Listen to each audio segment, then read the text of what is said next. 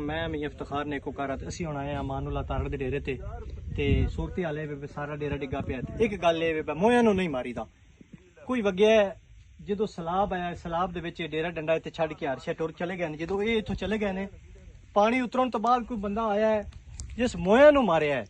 ਜਿਸ ਮੁਰਦਿਆਂ ਤੋਂ ਖੱਫਣ ਛਿੱਕੇ ਨੇ ਉਸ ਬੜੀ ਜ਼ਿਆਦਤੀ ਕੀਤੀ ਹੈ ਇਹਨਾਂ ਦੇ ਅੰਦਰ ਜਿਹੜਾ ਸਮਾਨ ਪਿਆ ਹੁਣ ਵੇਖੋ ਜਿੰਦਾ ਘਰ ਹੁੰਦਾ ਉਹਦਾ ਸੋਨਾ ਜ਼ੇਵਰ ਜੋ ਕੁਝ ਵੀ ਹੈ ਪੈਸਾ ਟੱਕਾ ਉਹ ਅੰਦਰ ਮਟੀਆਂ ਜੀ ਪਿਆ ਹੁੰਦਾ ਇਹਨਾਂ ਤੇ ਕੱਢਣ ਦੀ ਹੋਸ਼ ਨਹੀਂ